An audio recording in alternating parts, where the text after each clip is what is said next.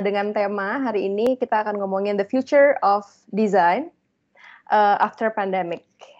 Nah, siang ini speakernya ada 4 orang.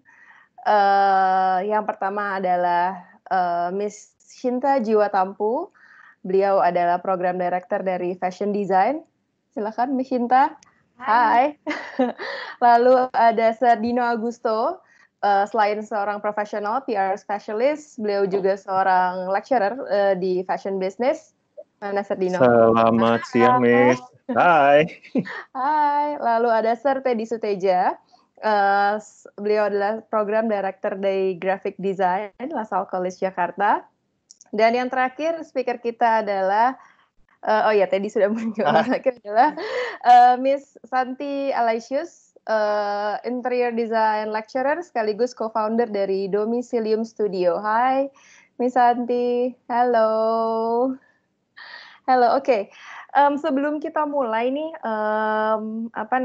webinarnya, ada sedikit presentation dari pihak marketingnya LaSalle. Jadi kita simak dulu ya. Oke, silakan Mbak Cha. Oke, halo semuanya pada hari ini. Thank you udah join di webinar kita juga untuk para partisipan. Hello untuk para speaker semuanya. Hope we are all in a good condition today. Still stay at home ya guys. Oke, perkenalkan saya Ica dari LaSalle College Indonesia, perwakilan dari Admission Marketing Promotion. Jadi buat nanti yang mungkin mau tanya lebih lanjut mengenai pendaftarannya bisa langsung ke divisi kami. Oke, aku langsung share aja nih mengenai sorry.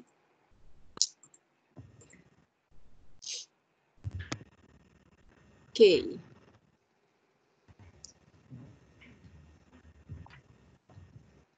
Sudah kelihatan ya? Sudah kelihatan kok, Mbak Ica. Oke, ini agak biasanya gini nih, suka agak ngelik. Oke, aku langsung lanjut aja. Sedikit aja mengenai LaSalle College Indonesia ini sendiri. Yang pertama, kami LaSalle College Indonesia ini, kami kampusnya ada di Jakarta dan Surabaya. Main kampus kami ada di Montreal, Kanada itu dari tahun 59, di Jakarta dari tahun 97, dan di Surabaya dari tahun 2005. Jadi secara total di seluruh dunia, kami ada di 23 kampus di seluruh dunia, ada di 12 negara. Jadi itu saling terkoneksi, kita masuk di LCI Network. Lalu ini mengenai program dari LaSalle College Jakarta sendiri, bisa dilihat di videonya.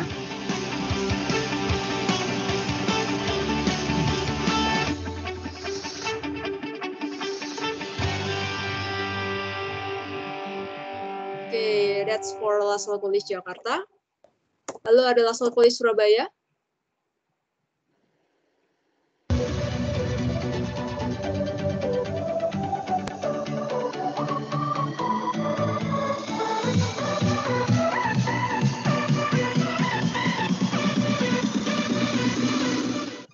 Oke, kedua video tadi bisa diakses langsung di channel YouTube-nya LaSalle College Indonesia sendiri.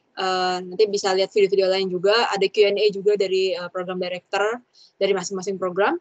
Lalu ini ada platform bagi students, alumni yang mau men-share portfolio mereka. Jadi di sini ada platformnya sendiri.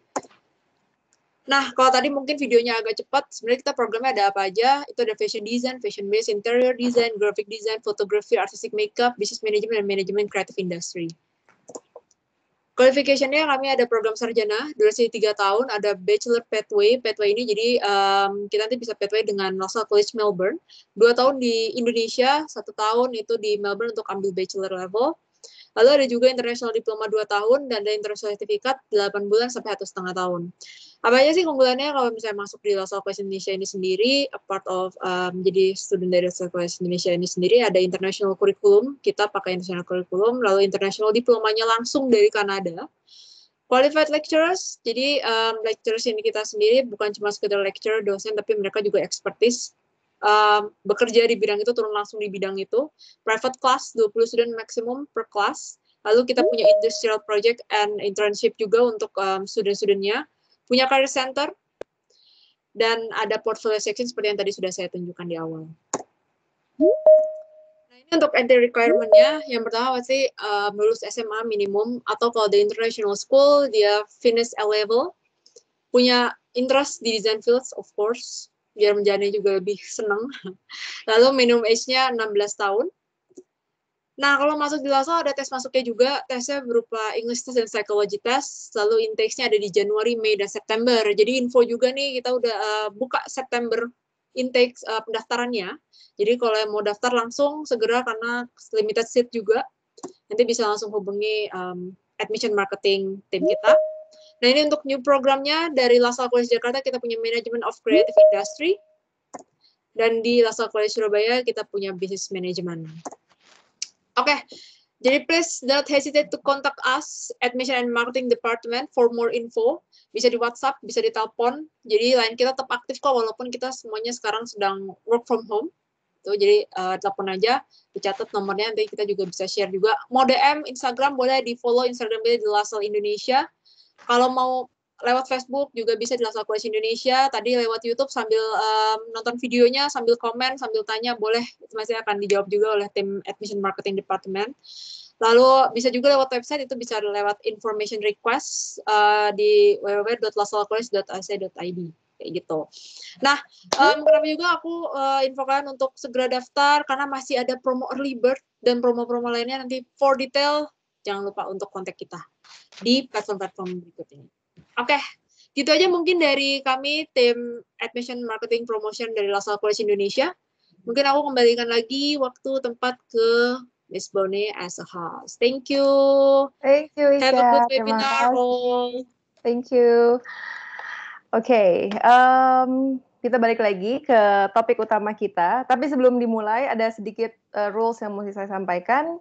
Yang pertama, please buat semua attendee, please mute your microphone and turn off your video supaya bisa lebih lancar webinarnya dan supaya suaranya nggak feedback gitu ya. Lalu kalau mau ada, saya ulangi lagi, kalau mau ada pertanyaan, Q&A sessionnya ada di akhir dari webinar ini. Jadi nanti raise your hand, lalu kalau udah saya allow, saya sebut namanya, saya please unmute your microphone and turn on your video. Jadi bisa langsung communicate with narasumbernya langsung. Oke, itu aja. Without further ado, kita mulai dari Miss Shinta yang akan berbicara soal the future of fashion design terutama after the pandemic era. Silakan Miss Shinta. Halo, selamat siang semua. Kita hari ini ada 4 speaker ya, jadi kita masing-masing ngomong secukupnya aja karena kalau waktunya nggak cukup. Jadi saya mulai dari presentation dulu dari fashion design. Perkenalkan, nama saya Shinta Jiwatampu, Fashion Design Program Director dari LaSalle College Jakarta. Jadi kita biasanya di LaSalle itu ada beberapa kelas, kelas produksi, kelas desain, sama ada beberapa kelas teori. Nah ini kita akan membicarakan fashion in general, jadi ada sedikit trend analysis, sama ya lebih banyak ke situ sih. Jadi ini fieldnya Miss Boni juga ya, fieldnya kelasnya dia nih. Dia ngajar trend analysis. Jadi kalau misalnya nanti Bon misalnya kalau ada yang bisa ditambahkan silakan ya. Okay, of course. Okay, let me share the slide first. Okay.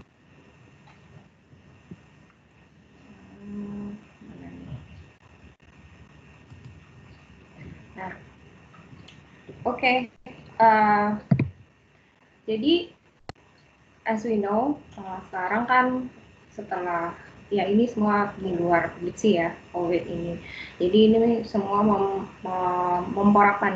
memporak-porandakan atau membalikan semua ramalan yang ada, baik ya retail sebelumnya memang udah cukup kolaps ya. Slowing down ya. Slowing down, banyak perusahaan yang tutup. Even the bigger ones, kayak kemarin terakhir ada Forever 21 dia tutup juga ya tokonya. sedih juga sih. Cuman memang udah zamannya udah berubah. Selain dari itu, plus ditambah lagi sama si COVID ini. Nah, jadi ada beberapa yang kalau memang kita masih kita mau tetap di bidang ini harus ada adjustment tentunya ya. Jadi ini beberapa backgroundnya yang saya udah tulis. Ini just for reminder supaya saya nggak lupa nih sebenarnya. Jadi nggak formal-formal amat sih ini ya. Jadi ada beberapa keyword yang terjadi untuk future design. Pertama adalah shift of behavior during pandemic. Jadi selama pandemic ini kan kita tahu ya, we have to stay at home, kita harus menghindari keramaian, jaga jarak. So kita jadi seperti memang terpaksa di rumah, tapi at the same time people are enjoying it. Jadi orang itu sekarang lagi kayak dikekun gitu. Jadi apa rumah itu adalah ya itu apapun yang terjadi itu kebanyakan adalah sumbernya dari rumah. Lalu kedua adalah kita sangat menghindari terkena infection, jadi avoiding health risk. Kita pakai kalau keluar kita cuma pergi seperlunya dan kita harus pakai masker, harus pakai pakaian yang sebisa mungkin menghindari kita dari terkena penyakit. Oke. Lalu another aspek yang akibat dari COVID ini adalah economic downturn. Jadi kita udah tahu banyak perusahaan yang tidak bisa perform dengan baik karena salesnya hampir nggak ada. Yang thriving mungkin saat ini hanya alat kesehatan sama elektronik ya, makanan tentunya. F&B ya. Ya, F&B. Nah, di luar itu, di luar itu sih semuanya nggak survive. Well, bukannya nggak survive ya, struggling ya, Miss? Struggling. Jadi, lalu ini mendorong orang-orang untuk lebih berhemat tentunya. Jadi we don't spend as much, karena kita juga nggak keluar rumah. Jadi, untuk beli baju itu mungkin nomor sekian gitu, jadi bukan sesuatu yang tadinya mungkin itu di urutan nomor 2 atau nomor 3, tapi sekarang mungkin urutan bawah-bawah banget karena memang ya kita pakai yang kita perlu aja gitu. Selain penghematan juga memang nggak perlu. Nah, nomor 4 ini digital mindset. Jadi apapun ya so-called new normal ya, seperti contohnya webinar ini kan kita ini new normal, ya memang udah ada sebelumnya, cuman kan semua classes, meeting, semua sekarang dilaksanakan online, jadi very digital minded deh orang-orang ini. Apapun kalau bisa dilakukan secara virtual, Nah ini, karena background ini, jadi yaitu mengubah behavior yang ada sekarang. Lalu yang keyword ketiga ini global warming yang kita udah tahu juga. Jadi global warming ini kan memang sangat-sangat mengkhawatirkan. Nah ini mendorong orang-orang yang udah lebih maju pemikirannya untuk bagaimana caranya supaya kita membantu ini supaya tidak tidak merusak lebih lanjut. Jadi kita harus mulai melakukan we have to do something lah. Everyone needs to take their part. Earth Day udah ada dari 50 tahun lalu malah katanya. Nah, segala macam, cuman baru benar-benar mulai disadari itu paling baru 10 tahun terakhir ya. Nah, itu yang mendorong some people to do actions such as gimana caranya supaya kita tidak membuang terlalu banyak material. Misalnya untuk recycle, upcycle, downcycle, recycle ini banyak dilakukan oleh desainer sekarang ya, untuk membantu karena stok material kain itu banyak banget yang terbuang, 56% katanya. either dibuang di landfill atau dibakar. Luxury brand yang nggak mau harganya jatuh, mereka bakar, potong-potong, terus mereka bakar. Nah, alangkah baiknya material yang ini, dan kalau misalnya dia bakar juga dia tambah polusi kan. Terus kalau kebanyakan sampah, landfill itu benar-benar beban ke bumi. Nah, jadi tindakan-tindakan ini yang akhirnya mendorong pemikiran bagaimana kita mengolah lagi bahan yang udah ada. Ada juga cara yang ketiga itu zero waste sama modular. Zero waste itu pada saat kita memproduksi baju itu bagaimana caranya, patternnya kita atur supaya tidak ada sisanya sama sekali. Kalau modular itu bagaimana caranya supaya kita pada saat kita desain bajunya itu bisa mempunyai berbagai fungsi, nggak hanya satu. Nah, dengan cara ini, si modular fashion ini nanti bajunya akan lebih long lasting ya. Jadi tidak mungkin yang bisa dipakai satu season karena dia bisa jadi jaket, bisa jadi vest, bisa jadi shirt. Nah, itu bisa dipakai lebih lama, jadi orang tidak membeli lebih banyak baju karena dia bisa satu baju bisa beberapa styling. Oke, nah keyword ketiga adalah slow fashion versus fast fashion. Nah, itu yang tadi yang disebut tadi fast fashion. Kalau kita tahu retail besar-besar seperti Zara atau H&M, mereka kan fast fashion ya. Kenapa disebut fast fashion? Itu karena hanya dalam waktu 6 minggu itu misalnya baju yang ada di runway ini dan di runway dalam waktu 6 minggu itu udah bisa ada di toko. Jadi mereka benar-benar cepat sekali. That's why it's called fast fashion. Nah, sekarang dengan adanya hal ini, jadi banyak orang yang beralih ke slow fashion.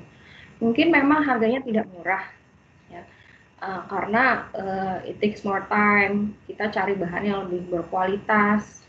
Nah, ini yang akhirnya mendorong artisanal production. Jadi bahan-bahan yang dibuat dengan kualitas tinggi, dengan tangan, dengan care yang lebih ini. Jadi benar-benar dipikirkan pada saat produksinya itu bagaimana caranya supaya ya artisanal lah. Jadi memang benar-benar dibuat oleh tangan dengan hati-hati. Nah, itu sekarang terutama di Eropa itu dan di Amerika juga sih. Nah, artisanal production itu dihargai dengan harga yang tinggi karena memang it involves a lot of hours in the making. Another one is bespoke atau custom designs. Ya, itu kalau bespoke itu jadi kita bikin baju sesuai dengan karakter orangnya.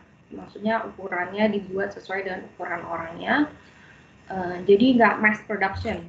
Kalau kita kan biasanya di toko kita ada size dari size M, L, nah itu dibikin sebanyak yang perkiraan mereka, lalu ya udah dijual aja, laku nggak laku ya kita tunggu aja, moga-moga laku semua, tapi kalau nggak ya nanti sisanya ya diapain. Nah, kalau bespoke itu kan berarti kan dibuat memang menurut ordernya orang itu, jadi kan tidak mungkin ada waste production di sini. Oke. Ya bespoke sama custom itu mirip lah. Oke. Jadi ini tadi poin-poinnya yang tadi saya udah bilang, stay at home, finding comfort at home, avoiding health risks, ya, avoiding health risks ini jadi mendorong orang-orang untuk mencari bahan-bahan yang it benefits health. Jadi misalnya seperti ada bahan yang udah antibakterial, kan sekarang udah ada dibikin ya.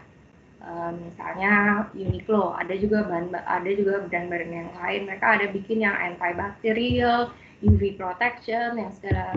Dan bahan-bahan ini nanti yang akan lebih diminati oleh orang-orang karena memang mereka sekarang karena COVID ini mereka jadi benar-benar menjaga kesehatan, ya, takut nggak hanya takut kena infeksi tapi apapun itu gitu bisa macam-macam, ya. Oke.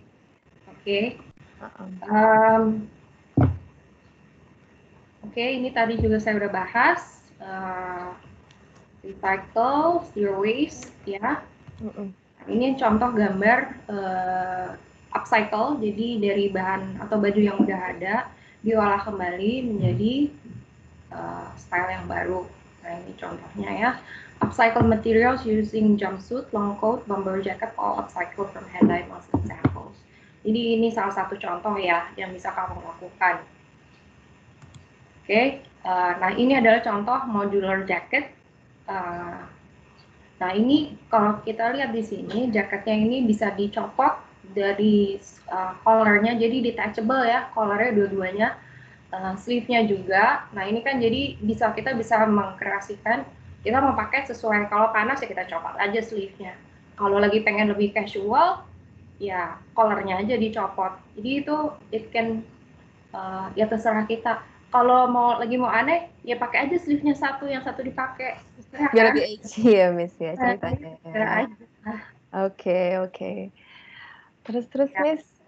Ini another one, model dress ini. Jadi ini lihat nih, jadi si dressnya ini bisa detach, bisa dibikin panjang, bisa dibikin pendek, bisa dibikin mini. Lebih fungsional ya, Miss ya? Fungsional banget. Ini it's a smart design banget. Oke.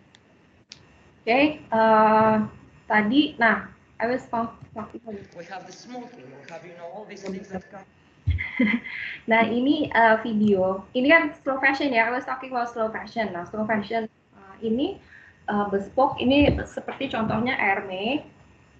Waktu itu 2 tahun lalu pas sempat jadi juri di Arts of Fashion Foundation Competition di Paris, kita diundang ke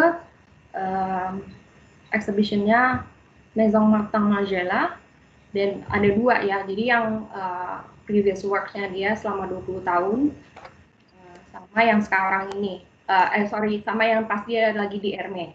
Nah ini salah satu contohnya modular dan bespoke. Jadi memang Martin Margiela ini udah lama dia pakai fashion, desainnya dia pakai vintage. Tapi kalau yang ini di Hermes dia memang pakai bahan yang baru, cuman feel-nya juga tetap terasa, dan ini adalah modular fashion. Kita lihat ya. We have the smoking, we have all these things that come over and over again, and of course we find them. Oke, Miss Shinta, sorry sebelumnya, kayaknya kita sudah harus ke thumbs up nih dari fashion design. Abis video ini mungkin kita akan thumbs up pembicaraan kita hari ini ya. Soalnya kita mesti gantian sama yang lain. So sorry. Iya. Ya, tapi Margiela memang sangat visioner ya nampaknya. Sebelum ada tren modular, sebelum ada tren upcycle, dia udah ngelakuin itu duluan. Iya. Oke. Jadi kalau boleh aku rangkum dari Miss Shinta sendiri, intinya adalah the future of design after pandemic, after this this pandemic adalah kalau dari sisi fashion design sendiri, customer itu we don't need as much as we used to be, but customer itu diajak untuk memilih barang-barang atau produk-produk dengan lebih mindful, dengan lebih memilih produk-produk yang kualitasnya lebih baik, secara function juga lebih baik, dan pastinya value for money-nya juga ada di dalamnya. Jadi bukan hanya sekedar produk yang mahal tapi nggak fungsional, atau produk yang mahal tapi kualitasnya jelek. Dan seorang fashion designer juga diharapkan bukan hanya meng-create baju-baju yang wow gitu ya, yang showpiece, tapi juga diharapkan bisa bisa meng-create sebuah garment yang functional, dengan quality yang baik, dengan fabrication yang cukup future proof, yang antimicrobial material dan biodegradable dan sebagainya. Bukan begitu, Miss?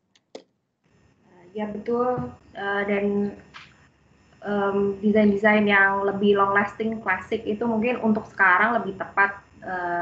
Jadi basics yang lebih yang lebih long lasting lah, jadi nggak terlalu seasonal, itu mungkin yang paling tepat untuk sekarang. Oke, lebih versatile, Miss ya. Betul, Oke, terima kasih banyak Miss Shinta atas insight-nya.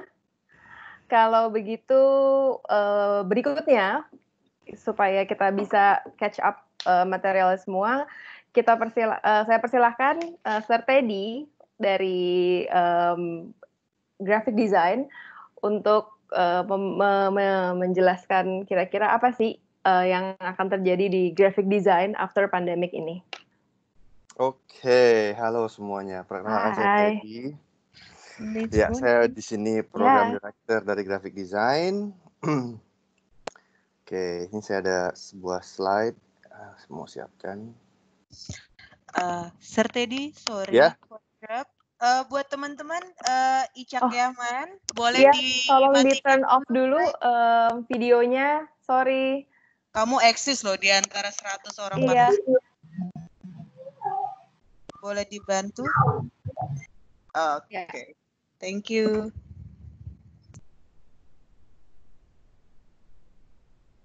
Oke, kelihatan ya gambarnya ya? Halo? Halo? Kelihatan kan ya? Kelihatan dong. Oke. Mungkin di sini saya akan membicarakan sedikit tentang tren dari graphic design itu sendiri ya.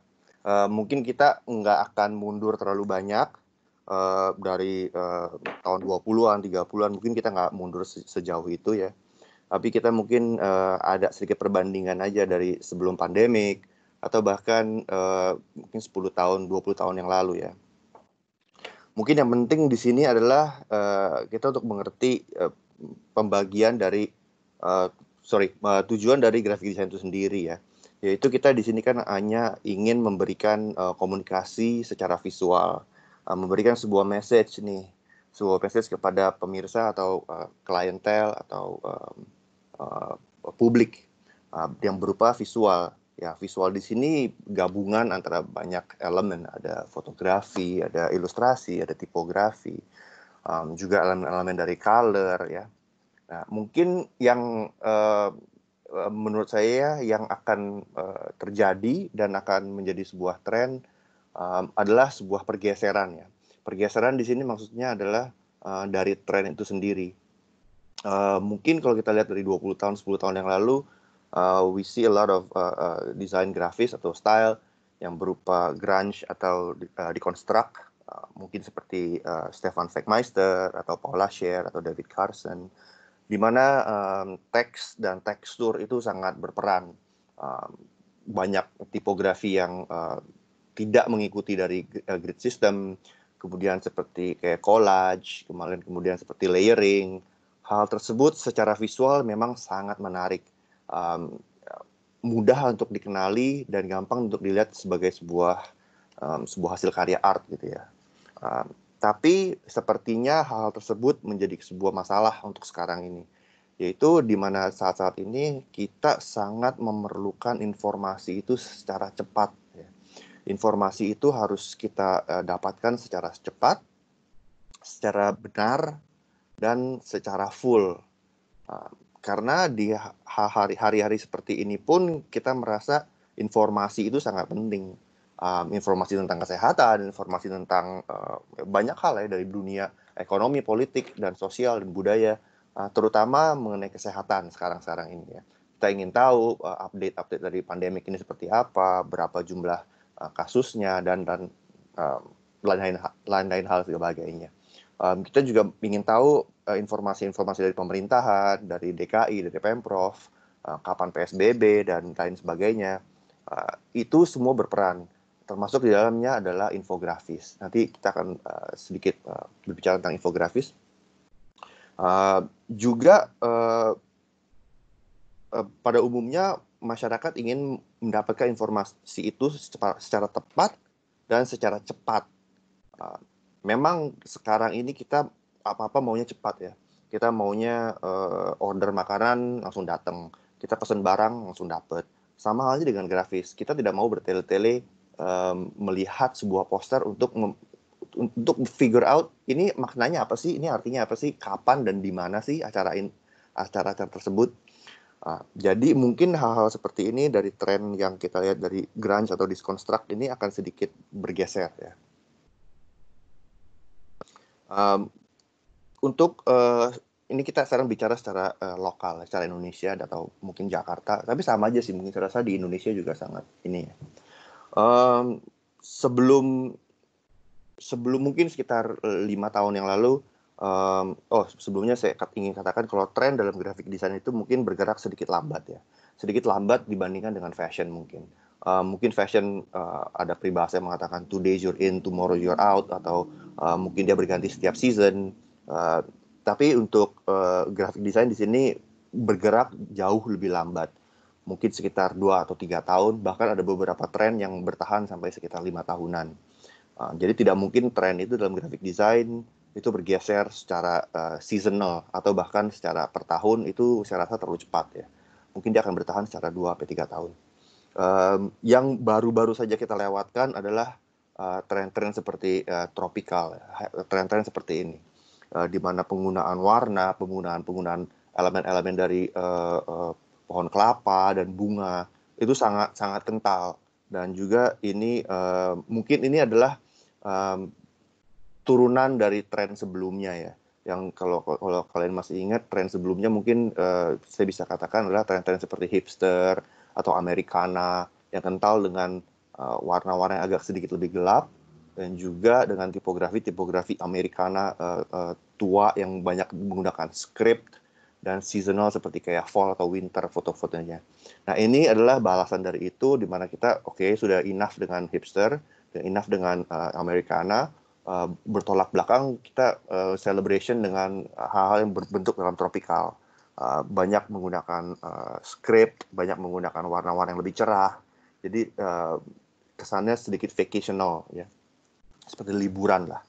Nah, ini juga sudah akan ditinggalkan sepertinya. Tren itu sudah menyurut lah untuk di Indonesia ini. Menyurut dalam arti kata ya sepertinya tidak tepat lah menggunakan desain yang celebrating sebuah vacational atau hal-hal yang berbau Bali, berbau liburan gitu.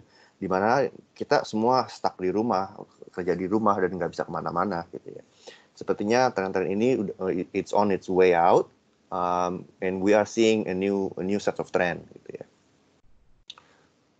Mungkin yang akan bertahan, yang akan kita lihat sekarang ini adalah hal-hal di mana kita akan kembali ke basic. Kita akan back to basic. Kita akan memperhatikan hal-hal seperti delivery dan penggunaan warna-warna yang lebih solid color dan juga dengan layout yang lebih simple. Hal-hal seperti Swiss International Style akan kembali coexist. Hal-hal seperti Joseph Mueller-Brockman, seperti Paul Rand dan Massimo Vinelli, ya kita akan melihat hal tersebut. Terutama dalam hal-hal infografis. Infografis ini sangat penting ya, karena ini memberikan pengetahuan dasar kepada masyarakat atau publik, bagaimana sih apa aja sih tahapan-tahapan terhadap sebuah proses gitu ya. Dan juga infografis bergerak di dalam bidang memberikan data-data kepada publik gitu ya. Dan ini sangat penting karena sangat mudah untuk dimengerti, dan juga publik akan bisa melihat sebagaimana flow dari sebuah proses gitu ya. Nah, di mana di sini kita bisa melihat juga penggunaan tipografi yang kembali menjadi lebih simple, dengan penggunaan warna yang lebih simple, dan juga shape-shape yang lebih simple. Nah, ini akan berperan dengan penting karena untuk mendeliverikan sebuah message secara visual, otomatis kita harus bisa membaca message tersebut. Legibility juga sangat penting.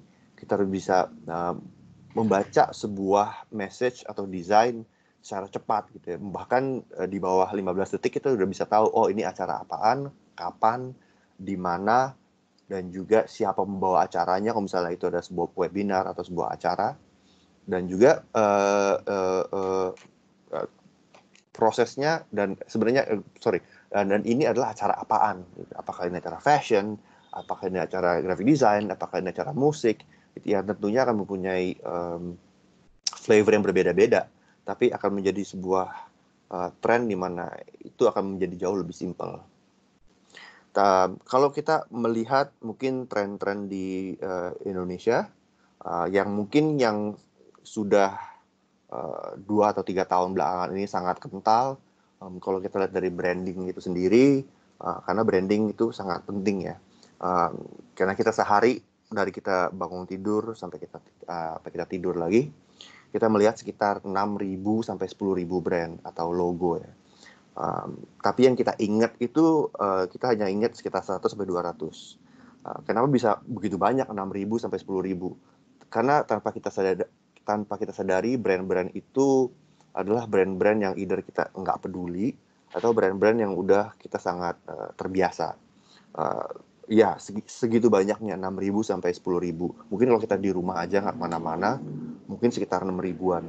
Tapi kalau kita kerja atau sekolah, keluar rumah lah, beraktivitas, mungkin sekitar 10.000, bahkan bisa sampai dengan 15.000. Kita bangun pagi aja, kita udah melihat kita punya Samsung, kita punya iPhone, hal-hal pertama kita buka adalah mungkin kita lihat kita punya Instagram, kita punya WhatsApp, kita punya Line, kemudian cek kita punya Google Chrome, atau kita punya email, dan lain sebagainya. Itu masih diranjang. Belum beranjak ke kamar mandi, kita sikat gigi, kita melihat Oral-B kita Pepsodent kita, itu belum sampai mandi. Kalau kalian mandi, ya lihat sabun dan lain-lainnya. Turun ke dapur, bikin kopi, kapal api, dan lain sebagainya, ya itu belum meninggalkan rumah aja, belum sampai sejam 2 jam di rumah aja, kita sudah melihat sekitar 100-an brand. Mungkin yang berikutnya yang akan saya jelaskan adalah di sini, di mana kita akan melihat tren di Indonesia.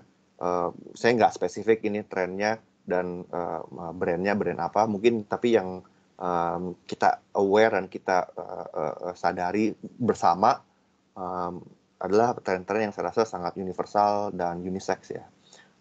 Kita bisa lihat yang kental di Indonesia adalah black and white sekarang ini, dan juga simplicity, di mana saya gunakan di sini adalah minuman, kopi, dan lain sebagainya ya. Kita melihat simplicity of the design itself, dari janji jiwa, kopi kenangan, bahan-bahan Oaken, bahkan dengan t-shirt yang sekarang juga maybe it's on its way out gitu ya. T-shirt yang dengan kata-kata atau teks yang sangat random gitu ya, sangat-sangat random, dan sebenarnya menjadi sebuah tren di mana orang kayak, that's cool, tapi sebenarnya tidak berarti apa-apa. Di sini kita melihat janji jiwa menggunakan tematik hitam putih. Kalau kalian ke coffee shopnya atau ke kafenya juga itu kental, semuanya semen, temboknya semen, semuanya abu-abu, dengan menggunakan sedikit elemen dari kayu, supaya sedikit ada maskulinitas. Saya nggak detail kepada interior design, cuman kalian bisa dapat feel-nya.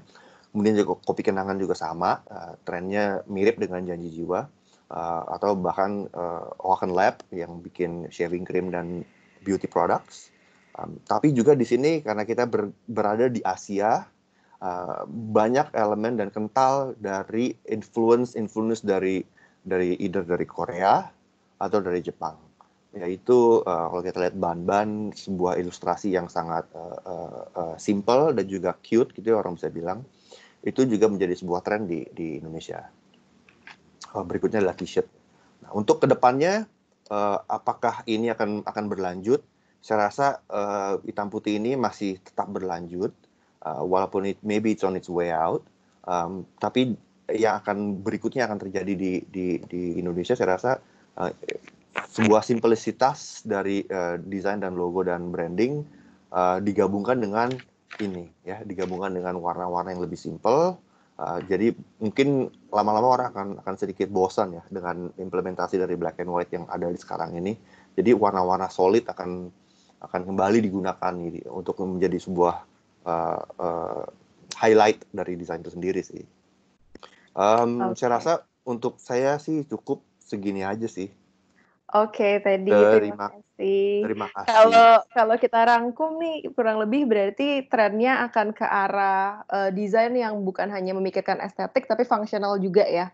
Iya, pastinya. Iya. Karena kita kan maunya tuh mengkomunikasikan itu lebih cepat aja, gitu, lebih cepat supaya orang juga, karena orang juga sekarang kan kalau pergi keluar nggak mau lama-lama gitu kan ya. Sekarang ini ya. Supermarket maunya kayak cepet, beli makanan maunya cepet, karena ya takut lah, dan juga kayak risih lah, banyak orang. Jadi maunya tuh kalau bisa di rumah aja atau mendapatkan informasi itu dengan cepat gitu ya. Betul. Berarti kalau untuk warnanya sendiri yang akan tren mungkin lebih ke arah primary solid color ya kan? Betul, ya. Style-nya lebih ke arah Swiss style. Iya, warna-warna seperti merah, biru, Iya. hijau. Tapi sangat 1-2 warna lah, nggak begitu Iya. banyak warnanya. Berarti kalau bisa dirangkum lebih simpel lagi ya Iya. semacam less is more gitu ya. Betul, Which iya. itu susah banget untuk diraih karena harus bisa mengkomunikasikan sekian banyak hal dengan desain yang seminim mungkin itu Betul. sangat-sangat sulit, sebuah Iya. tantangan memang. Ya, form follow function lah. Sesuatu Betul. yang tidak fungsional tidak ada gunanya. Betul. Oke, thank you so much Teddy. Terima Thank kasih you. sudah share sama kita semua. Next-nya adalah kita tampilkan Sir Dino Agusto dari Fashion Business LaSalle College Jakarta yang akan memberikan sedikit insight tentang fashion business ini ke depannya akan seperti apa, Din, kalau menurut Sir Dino? Hai, Miss Silakan. Boni. Kayaknya ceria sekali di pandemik ini. Tetap tersenyum dengan ini ya. Harus positif dong. Oke, tadi ada banyak sebenarnya menarik banget dari dua sisi, which is dari design, product development, dan dari tadi enjoyable banget Sir Teddy. Karena banyak banget tren design, karena highly related with fashion business. Karena fashion business sebenarnya berhubungan dengan lifestyle, berhubungan dengan desain, berhubungan dengan komunikasi. Jadi kalau mungkin saya di sini sekarang mau mungkin representnya dari sisi angle target market dan dari sisi angle behavioral change dan juga dari sisi angle communication gitu ya. Jadi what's actually goes into your mind now for any kind of business kayaknya juga bisa relate gitu. Yes, we are having a lot of moving and shift direction yang pasti semua kalau tadi sempat dijelaskan sama Miss Sinta bahwa kayaknya semua plan di tahun ini bubar jalan gitu ya. Gagal ya. Benar-benar bubar. Banyak yang ada yang liburan gagal, betul, ke pending segala macam. Betul, konser gagal, semua collection plan kita juga gagal. Bunda semuanya. Iya kan? Jadi kayak we're not thinking about a lot of those stuff. Jadi mungkin kalau dari view saya akan jelaskan what is our view in fashion business and our direction for both our students and most of my clients. Jadi if I do consulting, I do advise them with a new horizon gitu. Okay, this is a communication view on kita mesti tahu dulu sebenarnya kita berbicara dengan siapa dan bagaimana karena seluruh dunia punya situasi yang sama. What happened to our society? Indonesia, this is the data in Indonesia from BPS. So our lower class, kita dibagi dari lower class, middle class, and upper class. Kalau bisnis kita akan selalu berbicara dengan section-section ini, dan Indonesia saat ini 75,6% populasinya sekitar 192 juta ada di middle class. Jadi ini goncangan yang cukup berasa sebenarnya what happened with our society. Our society map sekarang lower class, we think that it's a huge chunk. Yes, it's a huge chunk. But then the chunk itu dari growth economy kita udah mulai masuk ke middle class. Banyak lower class yang sudah masuk ke middle class punya pendapatan cukup untuk hidup. Kemudian ada upper class. And then karena pandemik ini gitu ya, the society shift. Ada zone merah, ada zone kuning dan ada zone hijau. Jadi kalau dari sisi bisnis and what happened with most of the businesses and yang juga bekerja untuk middle class kita di split lagi jadi dua. Akhirnya ada zone merah dan zone kuning dan zone hijau. Apa maksudnya? Behavioral shift kita terbagi dua akhirnya sekarang. Ketika kita bicara society sekarang losing jobs, losing incomes, sudah nggak punya saving. Jadi mungkin kalau kita sembari kita berbicara sekarang, mungkin dari kita nggak menutup kemungkinan bahwa salah satu Anda ada di posisi yang mana gitu ya, ada di posisi merah, di posisi kuning atau posisi hijau. Kalau yang di posisi merah, sekarang kita berbicaranya untuk bisnis, it's a business of survival.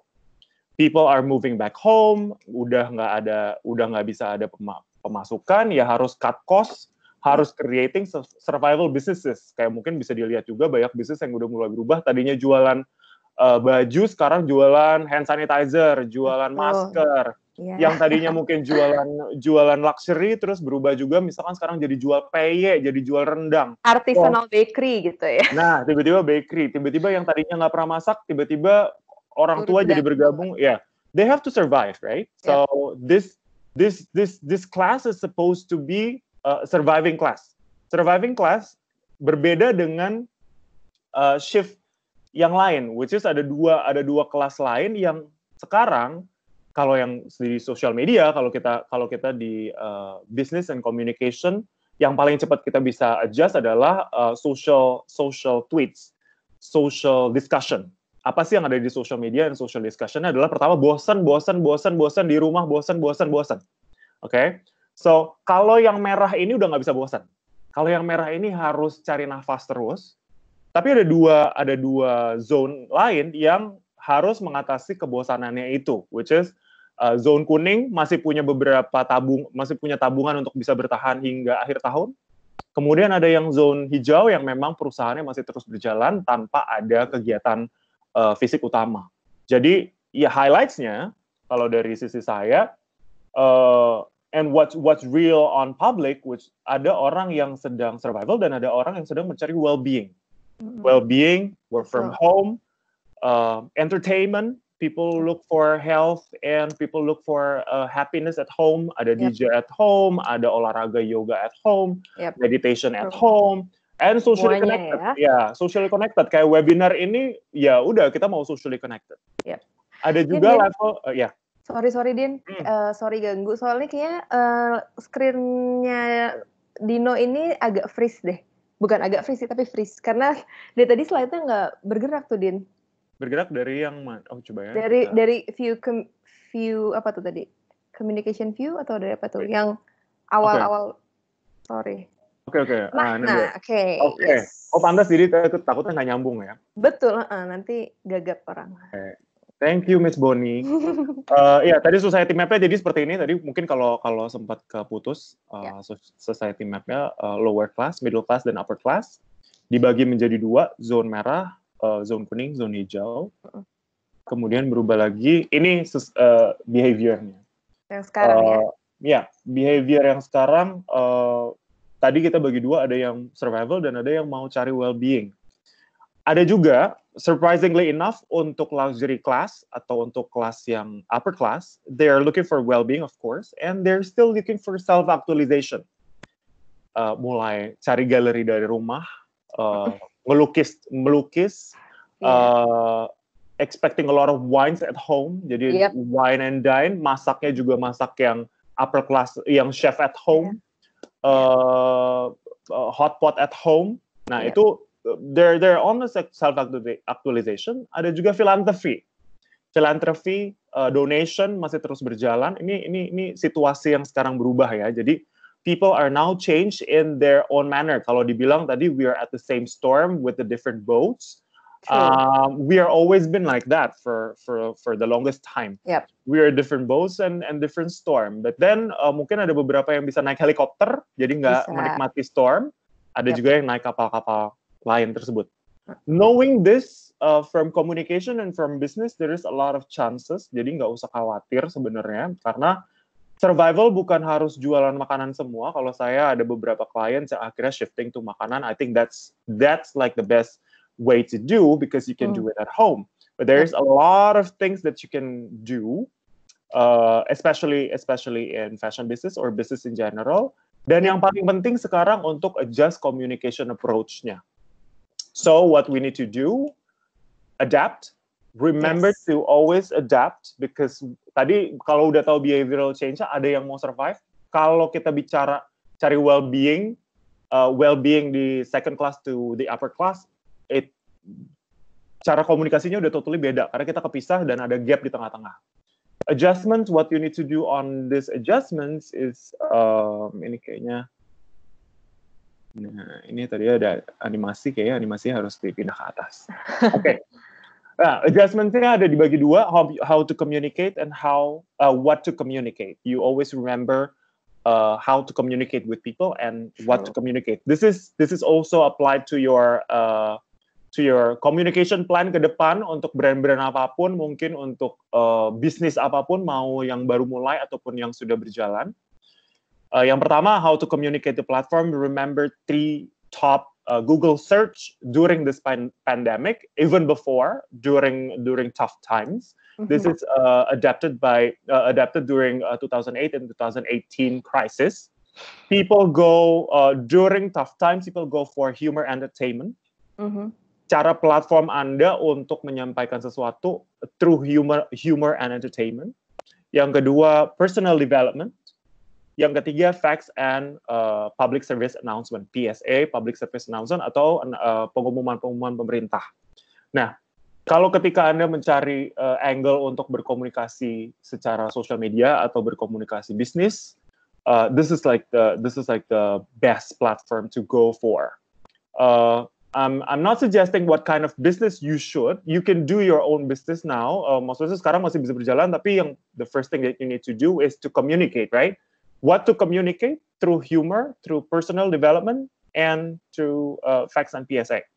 Once again, people are surviving right now, so you need the least that you can do is to make them more stressful. So then humor and entertainment, of course, there's the top. And personal development is for the well-being. Facts and PSA is to understand the situation. Yep. Contohnya, Coca-Cola, right away bikin communication, stay home. Kalau sekarang Anda masih jalan-jalan keluar, please stay home. Atau mungkin TikTok.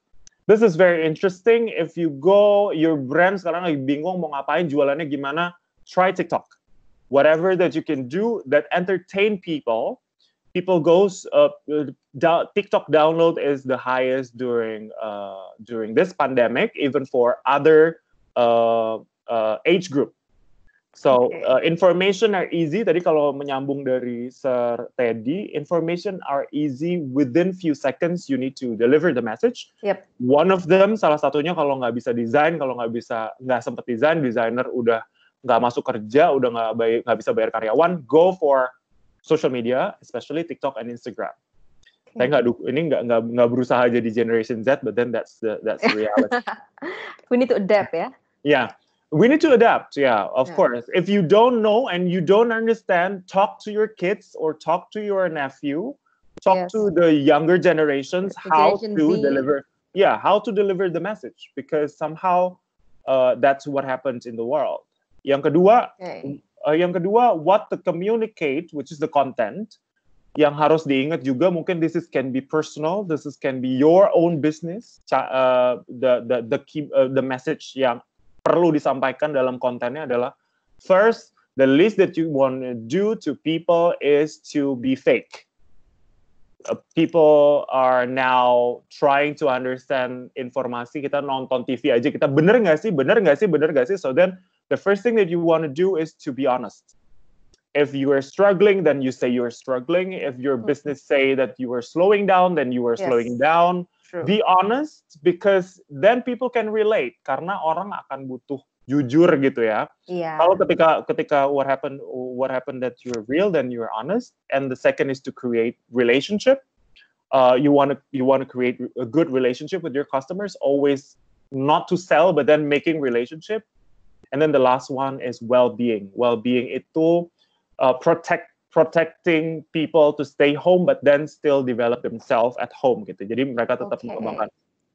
Okay, I'm just gonna wrap up. This is the trend of well-being, which is the color is a soothing color. Tadi kalau Sir Teddy clear, kalau dari sisi bisnis, we want to see something soothing. Jadi mungkin ini alasannya kenapa background saya gambarnya air. Pantai ya. Ini untuk menenangkan hati Anda gitu ya, biar lebih tenang. Soothing Color is the brand. This is from Color Raw and from WGSN.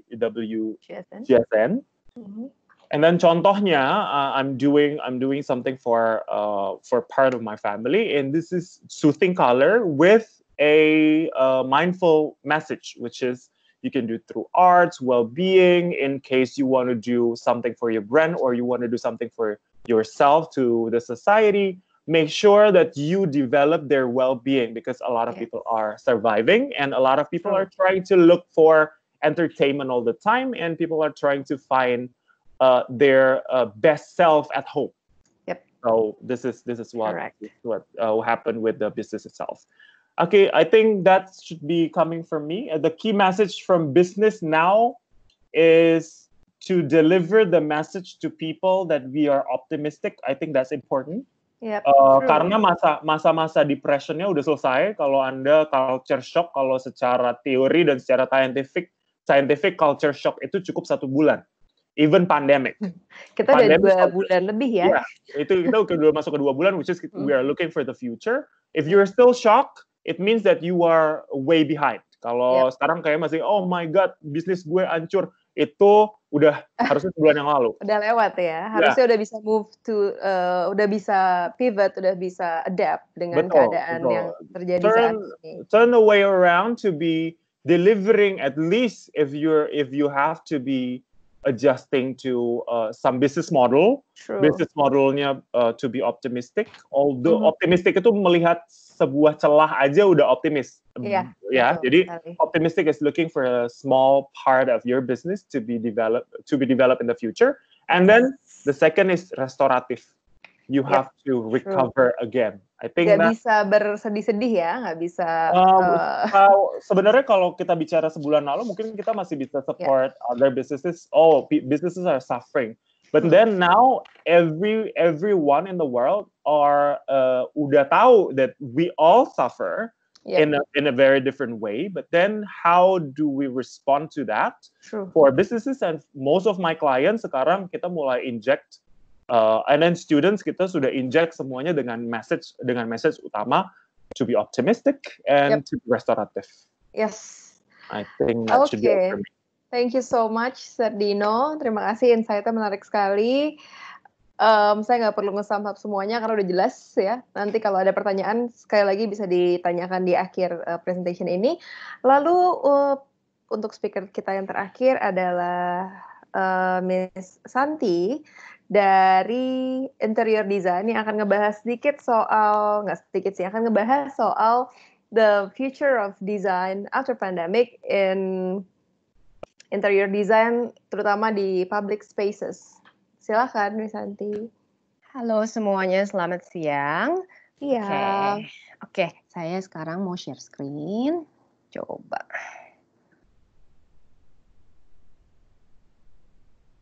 Apakah sudah bisa kelihatan ini? Bisa. Oke. Let's go. Future of interior design in response of COVID-19. As you can see now, sekarang banyak sekali orang agak khawatir ya, what's going on with design? Apakah desain itu akan tetap berjalan? Tentu saja itu akan tetap berjalan.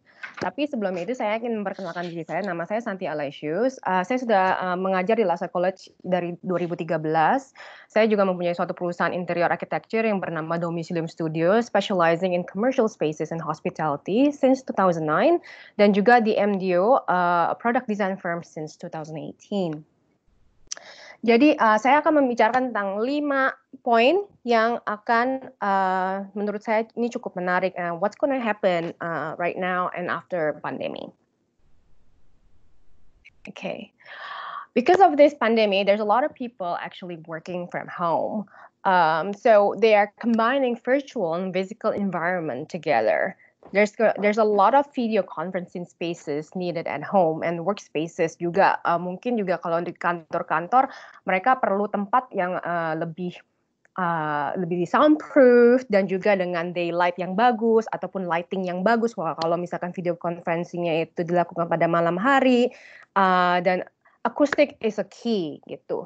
Dan juga in homes, they need proper offices untuk work from home. Karena kan juga banyak kalau work from home dulu mungkin kita nggak kepikiran nggak punya offices yang lebih private. And juga kan kita nggak mau diganggu kalau lagi video conferencing or maybe having webinar like this gitu kan ya. We need like a really nice soundproof environment. Okay. The second one is space planning and circulation and physical distance measures. So we as interior designers have to be aware with this space planning and circulation. Makanya sebenarnya kita sebagai profesional lebih dibutuhkan apalagi dalam pandemi ini karena we are the one with knowledge with space planning and circulations.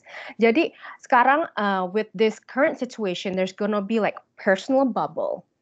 Jadi the example is basically like spacing for queuing lines in banks, malls, in elevator cabs, mereka tuh sekarang ada yang kayak digaris-garisin gitu loh. Jadi mereka kalau queuing kan kita harus kayak 1 meter sampai 1,5 meter kan di Yes, antara orang kan ya. Jadi betul. digaris-garisin dan juga kalau misalkan di dalam elevator cabs mereka juga ada garis-garis dalam satu elevator tadi kita bisa kayak misalkan 10 orang, 20 orang gitu ya. Sekarang Sekarang mungkin udah nggak bisa lagi. nggak bisa kayak gitu lagi. Sekarang udah bisa harus di kotak-kotaknya. Nah, you have to face outward to the wall. Nah, when you're facing outward to the wall, itu juga kan kita harus dipikirkan desainnya gimana supaya nggak kayak dihukum gitu ya kesannya. Iya. Betul banget, betul. Karena emang agak aneh tuh Miss rasanya, suruh menatap ke tembok. Exactly. Kan apalagi kalau ada cermin kayak ngeliat muka awkward. sendiri ya. Ya ngecek makeup mungkin nggak apa-apa ya. Oke. Terus and then smaller group and distance seating in F&B establishment. Jadi yang tadinya mungkin dalam kalau saya dulu punya klien untuk desain restoran, mereka tuh maunya how many people can you pack in one area, in one restaurant tuh kalau bisa sebanyak-banyaknya dempet-dempetan nggak apa-apa gitu. Kalau sekarang you have to have those distances dan kalau bisa di antara smaller groups you need to have some kind of like boundaries gitu kan. Jadi saya lupa masukin ada foto di sini lucu juga di Amsterdam mereka ada for a dining experience outside dining experience they created this glass houses yang untuk dua orang jadi di mana mereka itu jadi bisa menikmati outside without having to be exposed to a lot of like germs. And also we have to pay attention to better ventilation system for healthier indoor air quality and also daylight exposure.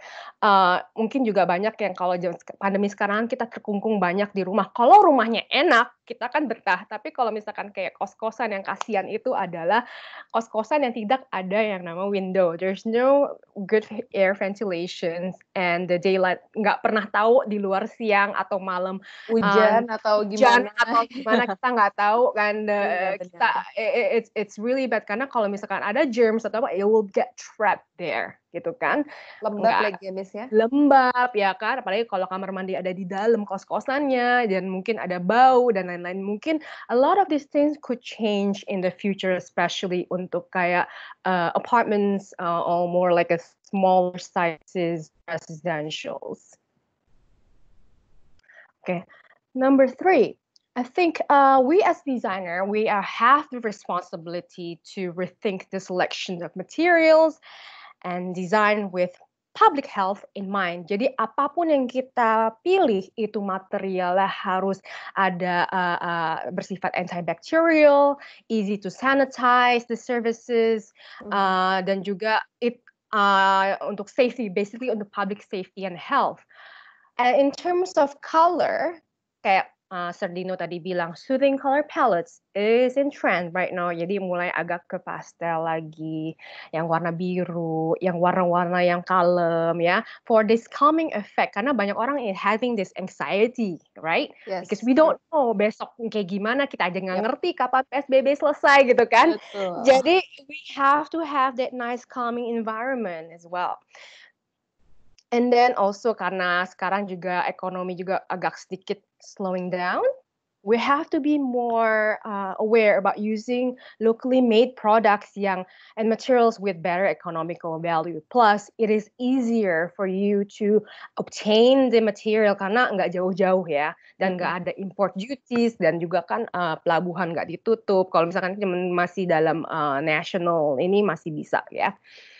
Also, one thing that's really interesting also yang akan developing, we'll see this everywhere in a lot of public spaces, itu adalah touchless technologies and voice control for public facilitation, such as in the public washroom. Kalau kita dulu sering banget di public washroom di mall atau di mana sabunnya sering habis, terus udah gitu Iya. kalau kita pencet-pencet nggak ada gitu kan. Iya, itu nyebelin ya. Nyebelin. Kayak gitu kerannya tuh susah banget dibukanya. Kita harus kayak habis cuci harus nutup kerannya nanti kena lagi germs. So there's gonna be more of those touchless technology. Jadi Aira akan menggunakan sensor begitu. Exactly. Dan juga sabunnya juga langsung begitu keluar langsung foam dan itu langsung with motion sensors. The same thing with doors. Doors will have lots of motion sensors as well. Kayak untuk cetekan ini juga electrical untuk di perkantoran mereka akan menggunakan sistem lighting system as well yang mereka di schedule based on dari jam berapa ke jam berapa nyala, dari berapa ke jam berapa mati lampunya. Okay. Number 4, there's going to be an increase in new product developments as a response in COVID-19. Dan yang tadi saya bilang, again going back to yang tadi the point 3, yang dimana there's a lot of touchless technology, voice control, mungkin juga Alexa mungkin bisa digunakan di Indonesia soon, right? Betul. So there's also other things juga yang ada new product ini. This is kind of interesting for product design ya. Jadi like contohnya ya mask. Kalau dulu kan mask kan yang biasa aja gitu kan, kita siapa sih pakai buffer mask kalau mau naik motor atau pakai mask yang biasa seperti surgical mask. Now there's a lot more companies who's reinventing the masks. Kayak saya ada lihat ada satu mask buatan dari Singapura namanya AirPlus. Dia itu ada sedikit ada attachmentnya di mana mereka tuh ada fan attachment. Ini to help people with some respiratory problems like asthma atau smaller kids to breathe better. Jadi they have that like a more technological device dan device-nya ini tidak menggunakan baterai, dia menggunakan bisa di-charge langsung seperti handphone. Which is very interesting. And also there's a new design for sanitation stations. Contohnya juga kalau mungkin sekarang kalau ke mall atau office building, there's like hand sanitizer stations all in some corners. Saya udah melihat kemarin di internet kayak di Bangkok, di mana di Jepang dan di tempat Korea, mereka sudah ada these corners yang ada kalau mereka nggak ada tempat kamar mandi untuk cuci tangan, mereka ada sanitation points. Oh wow, okay. Bagus banget ya. Iya. Benar, it's very mereka cepat responsnya gitu. Betul. So there's that opportunity for product designers to reinvent a lot of these products untuk membantu kita kesehariannya dalam COVID ini. Jadi kayak saya mau ada juga satu hal yang saya sangat ini yang I got this assignment from one of my clients to design something like this. It's like a key ring or a key holder yang dimana you can use it to jadi nggak usah langsung when you have to use the elevator nggak langsung bersentuhan. Iya, wow, penting nih. And kalau mau buka pintu itu bisa langsung dicantol aja gitu kan. Abis itu tinggal semprot-semprot pakai sanitizer ya, Miss ya. Exactly. Jadi kotor. Exactly. Dan juga untuk kalau ngambil ATM kan the keyboard with the touch, itu kan banyak orang yang pegang kan ya. Jadi there's gonna be more products like this. Ini untuk personal use. The other one untuk yang industri mungkin lebih besar atau seperti parking spot or kalau tugas parkir mungkin ada satu company yang mendesain this kind of device where they don't have to be in contact directly with untuk dengan customernya. Ini bisa di-apply di rumah sakit, even in banks, in any places yang where you have to have customer service in contact directly with the client gitu. Customers ya. Exactly. Emang agak serem gitu ya bentuknya. Very hectic. Mungkin as the time goes by, the design could be more lebih friendly, bisa estetik gitu. Exactly. And then this is another one that is very fun. I found it, ini baru konsep yang saya tahu sih. There's this designer from France who designed this thing. It's kind of like a shield, like a fiberglass shield untuk di restoran gitu. Jadi kalau you have this physical distancing in restaurants. Jadi kalau somebody sneezes or anything, they have their own little like area. Udah sama dia aja nih kayak pakai masker tapi gede. It's like a dome. I found it kind of look kind of fun for me. Okay. And the fifth one is this is the last one. New spaces for new functions. Jadi the spaces there's gonna be a need spaces outside houses or offices as package pickups or drop off or to unpack area. Jadi ada special area di mana untuk terima Gojek, terima barang, atau kalau habis shopping bisa di drop dulu barang di situ, di sanitize baru masuk ke rumah. Mungkin this could be the rebirth of mudroom. Kalau misalkan zaman dulu itu di rumah-rumah tuh banyak ada tempatnya namanya we call it the mudroom where you take off all of your coats, your boots and everything else and put it there, bersih-bersih baru masuk ke rumah. This could be a good rebirth of a mudroom trend in residentials. And also we're gonna need more storages to keep emergency stashes for kita nggak tahu, nggak boleh keluar berapa lama kalau anything happen, like something like this happen again, you need to have some kind of like reserve at home to ini kan untuk simpan bahan makanan dan bahan-bahan sehari-hari begitu. Wow, menarik sekali ya dari segi interior design. Ternyata banyak banget hal yang justru bisa di-develop karena adanya pandemi ini gitu. Jadi seperti itu dia automation pembayaran misalnya, terus touchless and everything ya kan. Basically it's really interesting ya.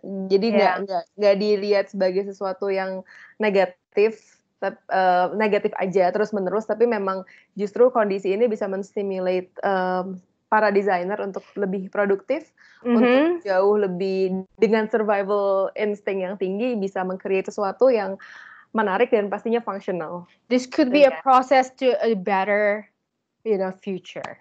Yes, hopefully yes. Oke, terima kasih Miss Santi. Oke, kalau begitu sampailah kita di sesi tanya jawab. Tadi keempat narasumber kita sungguh-sungguh informatif. Sekarang kita punya sedikit waktu untuk tanya jawab. Tapi nggak bisa lama-lama nih, karena kita sebetulnya udah melewati waktu kita yang seharusnya, yaitu harusnya selesai jam 3, cuma sekarang udah 3:17, jadi saya cuma bisa ngasih kesempatan ke maksimum 3 orang yang mau bertanya. Silahkan raise your hand, and I'll pick your name dari sini nanti. Kalau saya udah sebutin namanya, oke. Tunggu sebentar. Oke, Cynthia Amelia. Please unmute your microphone and turn on your camera.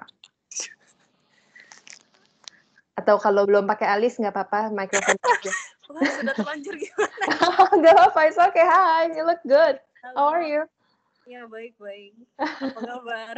Baik, silakan pertanyaannya. Iya, saya mau tanya. Tadi kan ada di ngomongin ya kalau kayak kita kalau mau bikin produk itu harus ada kayak yang antibakterial kayak gitu ya.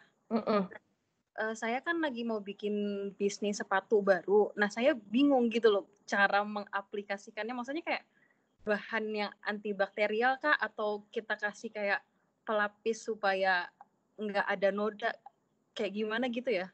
Saya agak bingung soal. Oke, berarti ini pertanyaannya ditujukan ke siapa nih?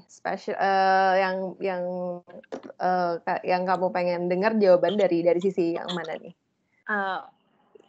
Yang siapa aja yang di Oke, Miss siapa ya expertise-nya ini? Ngomong Sibon tentang antibakterial. Oke, Miss Shinta. Oke, silakan Miss.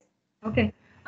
Untuk yang pertanyaan itu memang nggak harus, tetapi banyak itu bukannya harus, tetapi memang banyak orang yang prefer untuk ada added feature di produk-produk mereka itu yang meningkatkan health benefit ya. Jadi maksudnya bisa menghindari mereka dari penyakit. Nah, untuk bahan yang seperti itu mungkin untuk yang antibakterial, kalau untuk bisnis yang kecil mungkin kita masih susah untuk dapatnya karena hal-hal yang seperti itu memang masih sulit untuk dijual di umum. Kayak misalnya toko kain biasa nggak jual ya.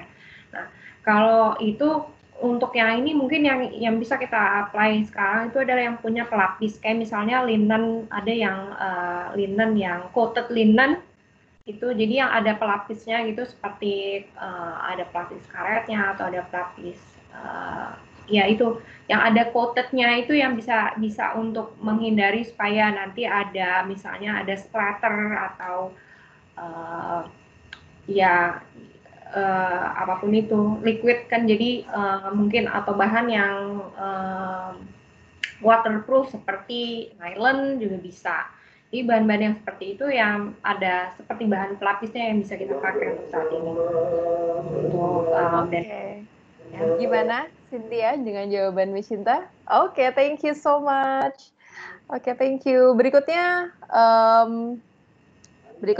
ada yang nanya dari yang namanya Pracista. Silahkan, you can turn on your microphone and camera. Halo, apa kabar? Hai, baik. Apa kabar? Mau nanya ke Miss Santi. Yes. Hai Miss Santi. Udah lama nggak ngajar bareng. Miss Santi, aku mau nanya nih terkait desain interior. Kalau yang aku lihat dari presentasi Miss Santi, kayak solusi untuk desain interior di masa pandemi ini kayak high tech banget, terus kayak Industrial Revolution 4.0 banget. Tapi kira-kira ada nggak sih potensi lokalitas Indonesia yang bisa kita angkat dalam work around ngakalin pandemi ini gitu? Karena sebenarnya kan kita punya kekayaan kayak wawasan lokal Indonesia yang takutnya kayak kurang termanfaatkan gitu loh, Miss, di masa pandemi gitu. That's all. Oke, silakan Miss Santi.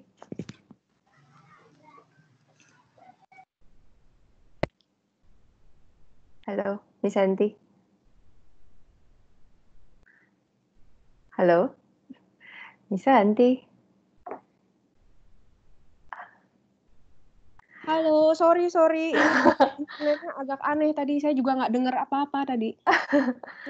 Oke, silakan. Oke. Tadi pertanyaan apa saya juga nggak dengar. Oke, aku ulang boleh? Boleh. Silakan. Miss Santi, ini Sita, Miss, nggak tahu masih ingat nggak ya?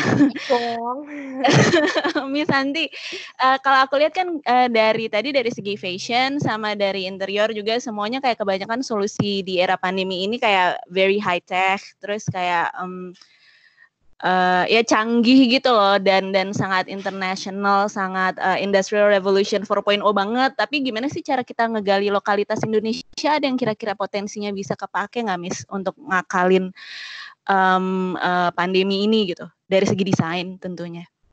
Nilai-nilai yang bisa dipakai mungkin, atau apa material lokal. Thank you. Oke, thank you. Jadi kan untuk respons ini sebenarnya nggak dari segi hal barang-barang apa yang harus dipakai high tech dan apa juga ya, tapi lebih kita mikirin juga dari social ekonomi juga ya, dan juga dari wellness sendiri. Karena banyak dari sekarang orang lebih memilih barang-barang lokal yang dibikin lokal oleh makers lokal juga, karena untuk membantu perekonomian lokal ya kan. Jadi siapa lagi yang bisa ngebantu perekonomian lokal kalau bukan kita sendiri. Jadi lebih banyak yang tren yang saya lihat itu contohnya pas kita kan sekarang lagi zamannya parcel-parcelan nih ya. Udah mau Idul Fitri. Jadi parcel tuh banyak juga yang mulai memakai barang-barang yang dari barang-barang lokal. Jadi kasihnya mungkin yang barang-barang yang sifatnya yang mensupport craftsmen, dan itu juga kebetulan kalau saya juga punya beberapa kenalan orang yang mungkin pengrajin. Mereka begitu saya cek, apa kabar Pak?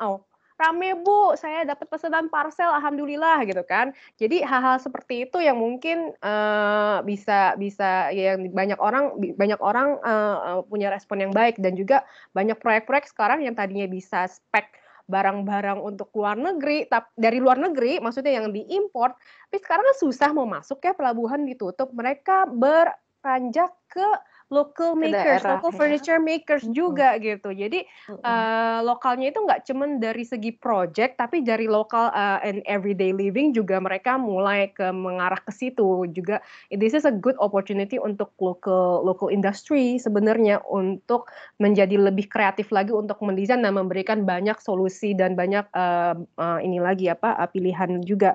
Dan juga seperti yang saya kemarin agak ngobrol dengan owner Urban Quarter, karena mereka sudah menjadi online, sekarang banyak sekali mereka menjual aksesoris rumah yang menunjang work from home.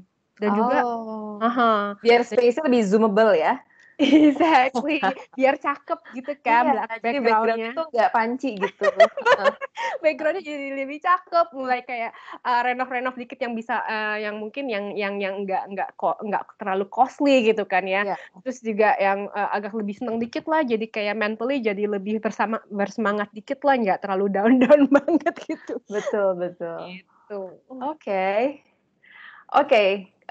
Terima kasih Miss Santi. Aku langsung aja ya jump to another participant. Saya mau nanya, namanya Mabel Emeralda. Silakan di turn on mikrofonnya dan videonya. Mabel Emeralda. Yes. Ya. Halo. Loh, kok kamu masih di mute? Coba di turn on itunya deh. Tunggu. Nggak bisa nih. Kayaknya hanya kamu sendiri yang bisa menyalakan si mikrofonnya.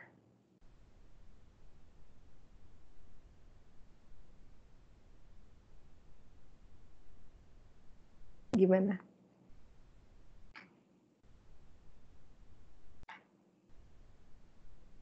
Bisa nggak? Saya nggak bisa dengar kamu. Masih ke...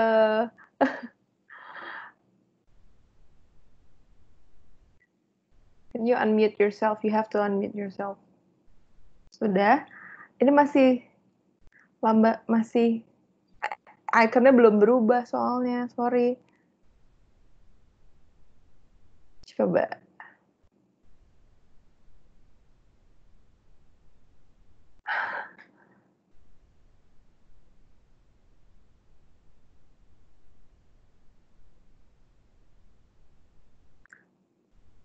Skip aja. Oke, baik. Sorry ya. sorry. Berikutnya tadi saya lihat ada yang raise hand juga. Ashifa Akbari. Silakan di turn on mikrofonnya sama kameranya.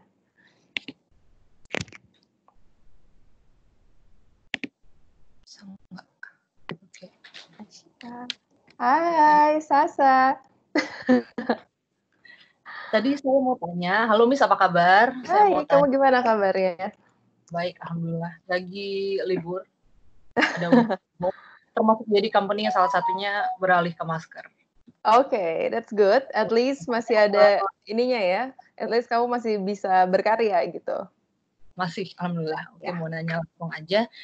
Tadi untuk tren, Miss Sinta bilang kalau misalnya baju-baju lebih fungsional, lebih bisa multifungsi gitu ya. Misalnya dari outer bisa jadi yang lain, vest, terus bisa jadi kemeja juga. Nah, tapi di bagian desain grafik juga tadi dibilang kalau misalnya everything shift ke lebih practical, kayak yang di construction udah lebih ditinggalin, warna-warna yang banyak juga ditinggalin, tapi nggak hitam putih juga, more like satu warna aja, tapi solid warna-warna color. Ya, solid color tadi.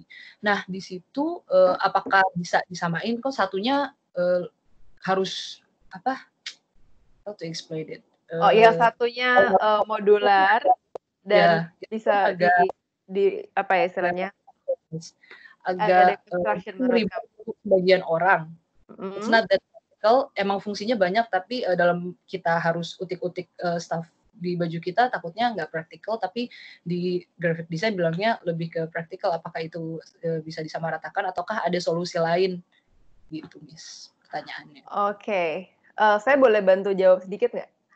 Kalau menurut saya ini soalnya field-nya beda. Cuma nanti tolong Sir Teddy sama Miss Sinta ditambahin ya. Cuma kalau saya boleh ngasih jawaban sedikit, memang beda field dan beda objektifnya. Kalau graphic design memang ingin mengkomunikasikan, tujuannya berkomunikasi dengan orang banyak yang kadang-kadang understanding terhadap suatu hal tuh not in the same level gitu. Oleh karena itu harus sesuatu yang mudah ditangkap, mudah dicerna, nggak ribet. Nah, sedangkan kalau fashion kayak tadi kan Miss Shinta bilang dulu sebelum pandemi ini kan fashion tuh benar-benar 1 tahun ada 6 season mungkin. Bahkan kalau fast fashion setiap minggu ada drop baru. Nah, dengan adanya pandemi ini, dengan orang yang let's say buying power yang melemah, jadi mereka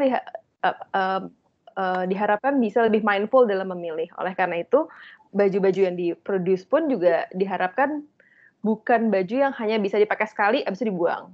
Bukan yang disposable. Tapi lebih ke baju-baju yang fungsional, yang ya itu dia, modular misalnya. Salah satunya, modularnya kan nggak harus selalu ekstrim, tiba-tiba tangan bisa dicopot, tapi kan banyak lah komponennya supaya sebuah garment bisa menjadi modular. Jadi memang beda objektifnya aja sih kalau menurut saya. Mungkin dari Miss Shinta atau Sir Teddy mau tambahin? Kita waktunya sudah mepet banget. Scarf itu sebenarnya juga modular ya. Scarf yang gede itu kan nggak harus selalu potongannya banyak. Tapi kan kalau scarf itu kan kita bisa tergantung styling kita, bisa dibikin 30 macam, styling macam-macam. Jadi scarf pun itu sebenarnya bisa very versatile. Jadi tadi contoh yang dikasih memang yang bisa dicopot ini apa segala macam, karena yang sangat well thought ya. Cuman simple things yang lebih simple itu tuh asal fungsinya lebih dari satu itu bisa disebut modular gitu. Thank you. Oke. Gimana, Ted? Nggak, mungkin kalau dari saya sih alangkah baiknya kalau dua-duanya digabung jadi satu ya. Jawaban saya sama jawaban Miss Shinta. Tapi mungkin ya itu tadi sudut pandangnya mungkin sedikit berbeda ya.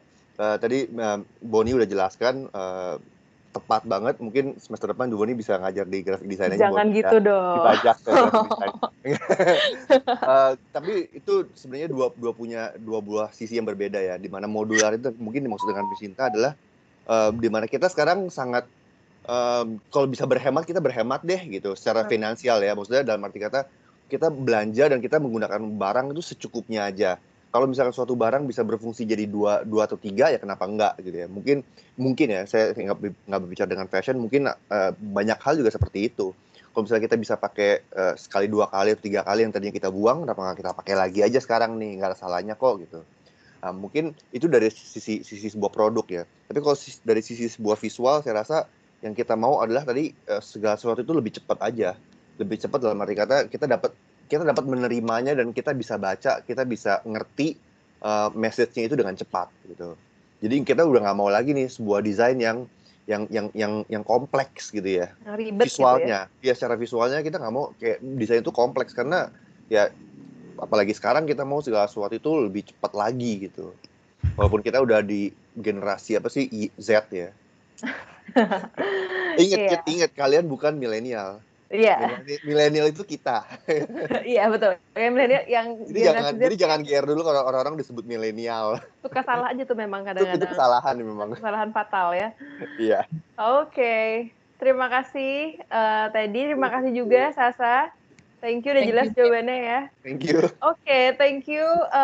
Terima kasih buat semua yang hadir di webinar hari ini. Terima kasih untuk para narasumber, terima kasih untuk Teddy dari graphic design, terus Miss Shinta dari fashion design, Serdino, fashion business, dan Miss Santi dari interior design. Thank you so much for the insight, sangat berguna dan hopefully juga buat kalian semua yang hadir dalam webinar ini bisa berguna insight-insightnya. Lalu karena kalian sudah hadir di sini, ada sedikit treats dari Eco-Friendly, yaitu Eco-Friendly ini adalah sebuah brand di mana mereka memproduce soap bar, jadi ada diskon 50% promo untuk pembelian soap bar dengan kupon code-nya apa nih namanya? Tunggu sebentar ya. Pokoknya kalian follow dulu deh @ecofriendly di Instagram. Lalu juga selain itu kalian juga bisa tanya-tanya lebih lanjut soal LaSalle College, of course, tentang program-programnya dan enrollment untuk semester berikutnya. Silahkan bisa DM ke Instagram LaSalle, bisa WhatsApp atau telepon kalau misalnya lebih pengen ngobrol untuk lebih jelas gitu ya. Terus oh ya dan tahun ajaran barunya new term-nya sekarang sudah berjalan sih sebenarnya kemarin. Cuma new term-nya akan berjalan di September. Begitu ceritanya. Jadi sekali lagi terima kasih banyak udah hadir di sini. Terus tolong di follow LaSalle, Instagramnya LaSalle karena di situ nanti pasti akan ada info soal webinar-webinar berikutnya. Terima kasih. Selamat sore semuanya. Sehat selalu. Bye. Thank you ya, Bon. Thank you semua. Thank you.